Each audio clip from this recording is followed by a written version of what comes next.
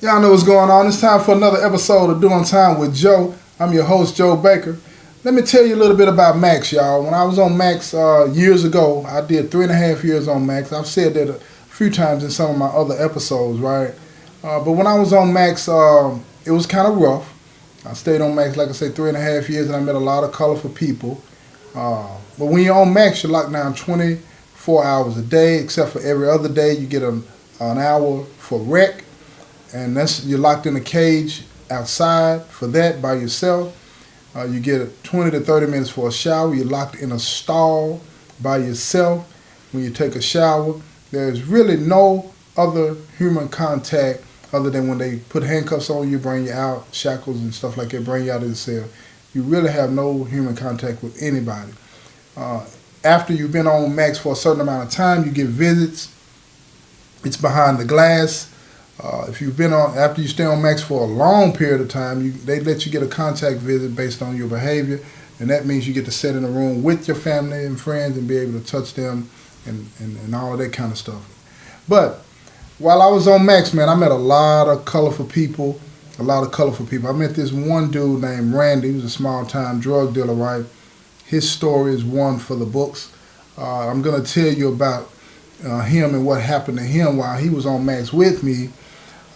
This is a two-part episode, y'all, so you're going to have to tune in to both of them to get the full scoop on this one, right? I hope that you enjoy it. I hope it encourages you to go listen to the second episode because this is going to be a good one, y'all. The name of this one is called You Reap What You Sow.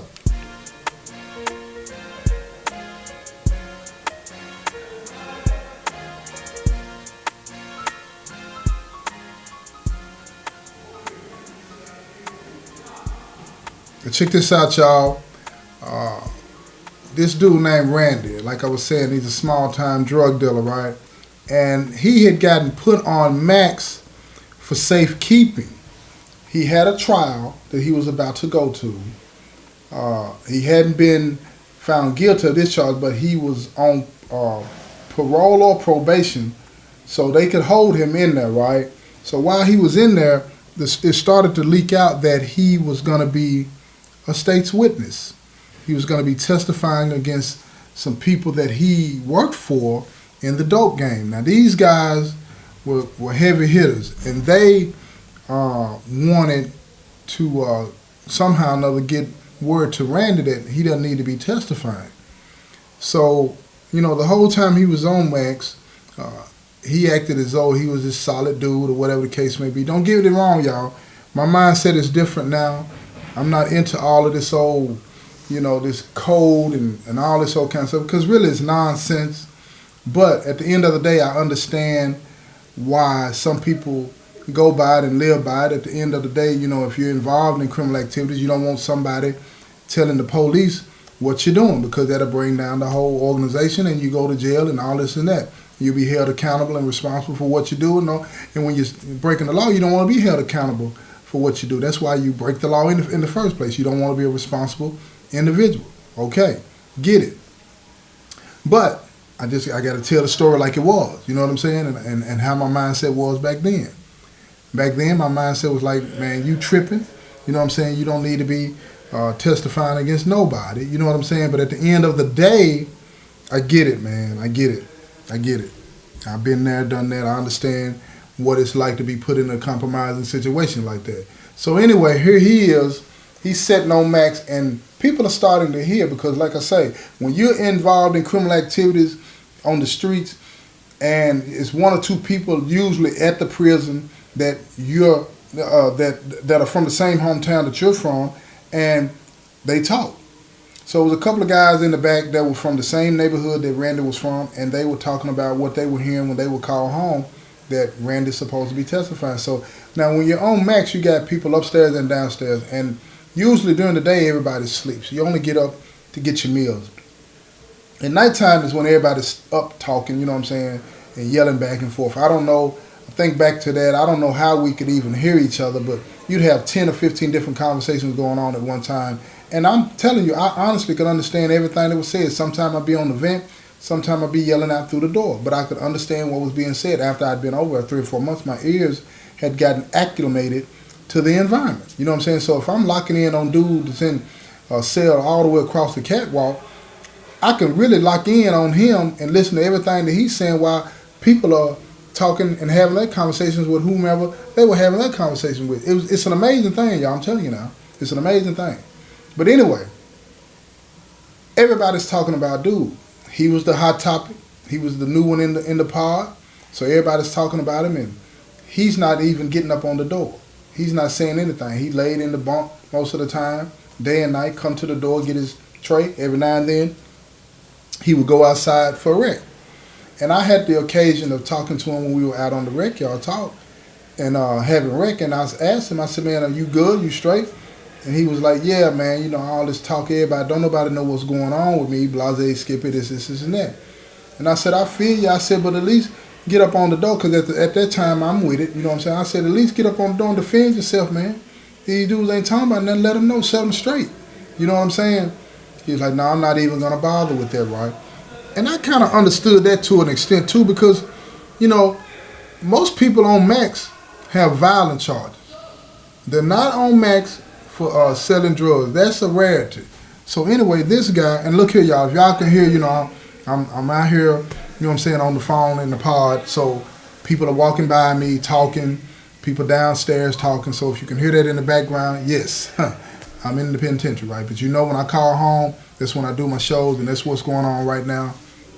You know what I'm saying? So at the end of the day, when you're on the state phone, it's out in the pod. Hopefully soon they'll be getting us tablets, and I won't have to worry about that. I can make my episodes while I'm laying in the bed, chilling or whatever. You know what I'm saying? So anyway, let me get back to the story. So I'm talking to Randy, and I'm trying to encourage him to stand up and defend himself against these charges that everybody's throwing at him, right? But he's like, he's not going there. He's not finna be arguing back and forth with these people. You know what I'm saying? And like I say, I understand that, because a lot of people back in the back on Max are here for murder, multiple murders, and done a lot of time beating people and stabbing people that are on the compound. So that's why they're back on Max, other than the individuals that back there waiting to go to court and stuff like that, right?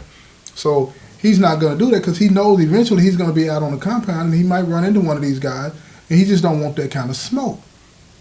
I feel him, but I don't agree with him. You know what I'm saying? So anyway, like I said in the intro, right? When you're on Max, they bring your trays to you, right? So there was this other guy named Bobby. He worked in the chow hall. Now, on Max, I know at this particular place I was on Max, the chow hall is separate from the building, but they bring the food to Max, and then you have inmates that prepare the meals, and then they divide them up, and then they take them into the pods and pass them out with the officer, pass them out to the guys in the pod, and that's how we get our meals, right?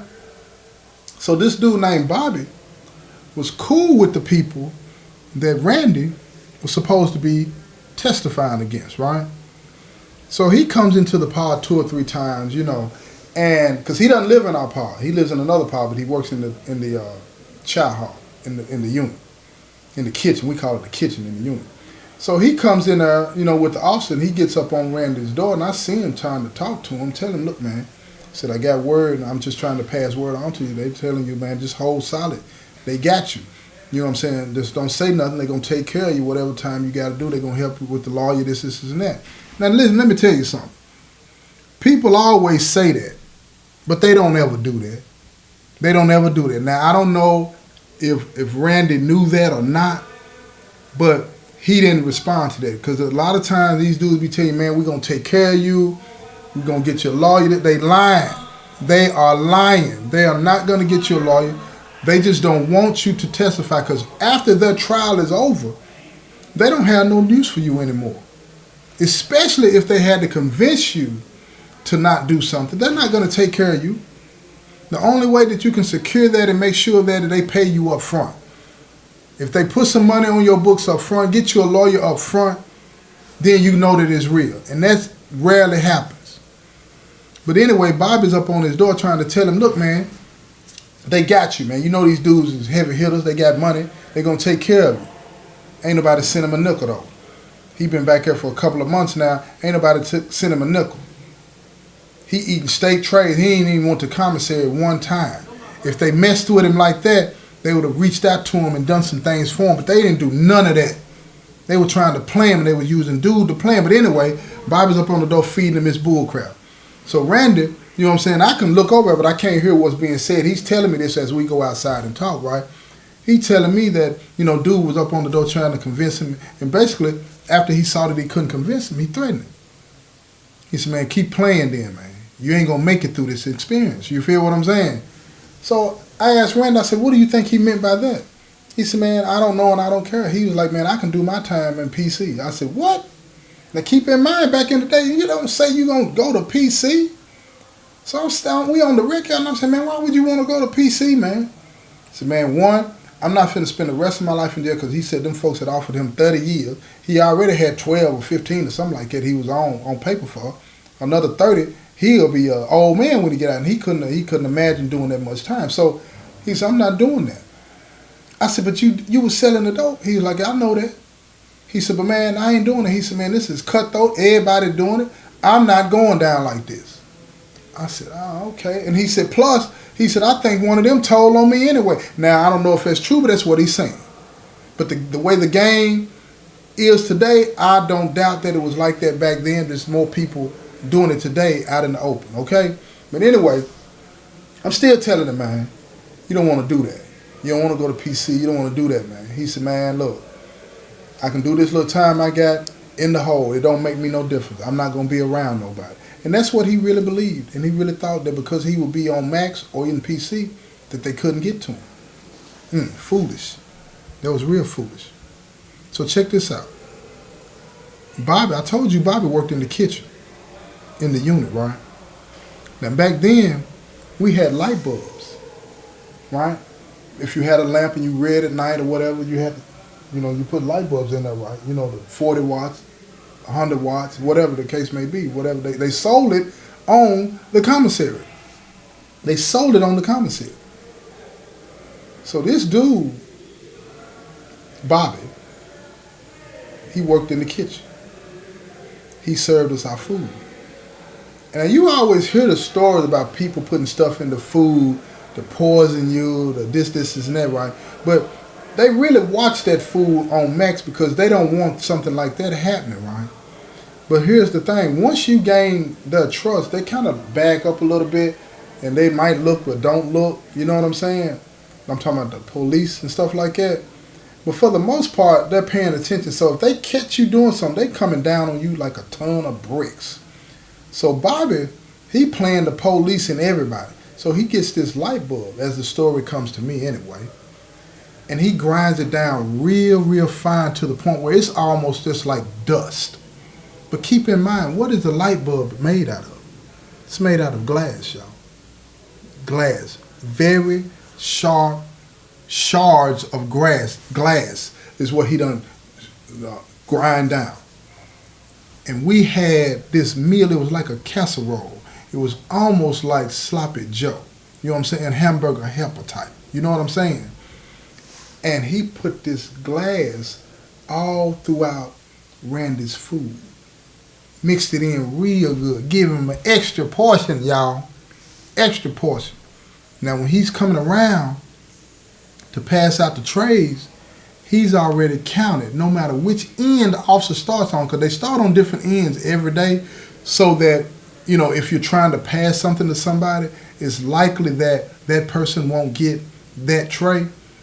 But because Randy had played the police and gotten so cool with him, he would have the officer drop all the flaps. Let me explain to you. Now, you're in a cell, and that cell door, they got this small portion area, it's called a flap, where they can open that and you can just sit down in, at the door on your trash can or at the toilet, because it's usually right by the door, and you can look out of it, right? It's not a big area. It's probably, you know what I'm saying, as big as, let me think. It's one of those small purses that women carry, right? It's about like that, you know, one of them hand purses. It's about as big as that. It's just big enough to pass something through, right? And so the officer will go around to all the cells ahead of Bobby and open all of the flaps. So at that time, that's when a lot of people get to talking and yelling and leaning out, just, you know what I'm saying, trying to relax a little bit. and that kind of thing, and whatnot, and even pass something every now and then. So what Bobby did is what he did. He said, I'm going to go on and pass out the trays on this side. So he would grab a handful of trays and run down and pass them out. And the officer was cool with that because that helped speed up the process, you know what I'm saying, and get all the trays passed out while the food was still good and hot, right? You think it's a good thing? Yes. Well, he gets to Randy's door and he hands him his tray, okay? Goes on around, passes out trays to everybody else. But Randy, you can see inside his cell, Randy doesn't eat that tray. He sets that tray on the sink. Sets it on the sink. Doesn't eat it. Now, initially, I didn't know what was going on in that pot, as far as that tray was going on, right? This all came to me after the fact. But they said the first time he didn't eat the tray. The second and third time, he didn't eat the tray. But that fourth time, it was a meal. That back then, the vegetable tray was the best meal that we had because they load it down. You get your beans, you get your cornbread, you get your corn, you get your what you call that, broccoli. You get what's they call that? Man, I can't even think of it, man. It's real squeamy. You know what I'm saying? My grandmama used to eat it all the time, man. Okra. My grandma used to eat okra, but they used to fry the okra in the penitentiary, right? I'm telling you, it was so good. And I didn't like okra when I was on the town. I remember when I ate okra in the penitentiary, I couldn't wait to call Granny and say, Granny, you are not going to believe I ate some okra in the penitentiary. You feel me? It just floored her. She laughed because when I used to see Granny eat okra, it was the slimy kind, huh? And Grandmama, they used to eat it. It was the slimy. I'm like, I'm not ever going to eat that. But I'm in the penitentiary. Look here, beggars can't be choosers. They fried that daggum okra. I ate that thing, man. I ate that thing. But anyway, back to the story. So that day they had that vegetable tray. Dude had done it again. He had ground that light bulb up and put it all in the beans. Well, guess what happened this day? Randy ate that. He ate it. He ate it. And I'm telling you, it must have been ground up real smooth because he ate that whole tray. He ate that whole tray. That night, though, y'all, when he went to the restroom, oh my goodness, he noticed blood in the stool. He noticed blood in the stool. But it wasn't a lot. It wasn't a lot. This is what he's telling me now. Listen to me. That's what he's telling me. It wasn't a lot. So then, here he goes. The next couple of days, it's becoming more and more blood in the stool, and it's starting to be like clots. So he tells the nurse. They come around every day. You know what I'm saying? And ask, do we need anything, and so on and so forth. So he tells the nurse, he's like, yeah, I need to sign up for sick call because I got blood in my stool. And she tells him, okay, the next time it happens, don't flush it, let me see. So she tells the officer, and they were like, yeah, okay. So the next time he uses the restroom, they wait, and he calls the nurse and the officer, they come up there. They handcuff and shackle him, tell him to get to the back of the cell. She comes in and she looks and she sees it in the toilet. She said, what in the world is going on? So they schedule him to see the doctor ASAP. They get him the thing that they put down your throat. They put that thing down his throat, and they can see that his intestines are cut up, shredded, because he had swallowed in the process of eating and digested glass. Ate him up. And they told him that it was so fine, so much it had cut his intestines up that they couldn't remove all of it. So they were going to have to remove a lot of his intestines, a lot of it, and piece it together however. So they end up putting him on a bag, and then that other thing where they feed you. You know what I'm saying? Because they couldn't eat like that no more. And they were like, somebody did put something in his food. Now, from that point on, he panicking. He don't want no trays. Got me spooked in there. Because I'm like, what's going on? But then as the story gets out, everybody know, you know what I'm saying, Bobby got it. Bobby done got it. So, you know, Randy goes to the hospital. They take a lot of his intestines out. Like I said, they feed him. They put him on the bag for a while. They're feeding him through his veins. And he's just losing weight. Losing weight because, I mean, it is what it is, y'all. It is what it is. And guess what? He still ended up testifying. And when he testifies, no, wait a minute. Let me correct that. Because he was down to testify. He went to the court, went to court that day to testify, but he didn't actually testify. He went, but he didn't actually testify. Not because he was not willing, but because at the last minute, them dudes that he was into it with, they all took plea bargains. And they brought Randy back to the prison. Now, again, at first didn't nobody believe that's what happened until Bobby came in the pod a few days later and told everybody what happened. So dude didn't testify, but he went to testify. I want to make sure that's clear. He didn't actually get up on the stand and testify, but he went already all prepared to do it. But because he was willing to do it, his whole life was changed. Because now, and he was young too. He was like in his late 20s, I think. Late 20s, early 30s. And I had to take out a lot of his intestines. He had a bag, you know what I'm saying, a colostomy bag. And they were feeding him through a tube. Now, I don't know how long that lasted because, he ended up getting moved somewhere else. But so they could take care of him a little better. So I don't know what happened to him. But I know his life was significantly changed because he was trying to save his own neck. He was trying to save his own neck. And because he wanted to do that, they were saying he was wrong. What do y'all think about that? Do you think he was wrong? Hit me up in the comment section and let me know. Because I'm curious about what you might think about that. But let me tell you something. I told you that this story was titled, You Reap What You Sow. Did I not tell you that the story was called You Reap What You Sow? I did. And you probably think that this story is about Randy. But it's not. It's about Bobby. And how karma came to smack him in his mouth. And you're going to have to listen to the next episode, part 2 of You Reap What You Sow, to find out what that is. So check that out, y'all. It's a good one. This has been another episode of Doing Time with Joe. I'm your host, Joe Baker, and I say peace, y'all.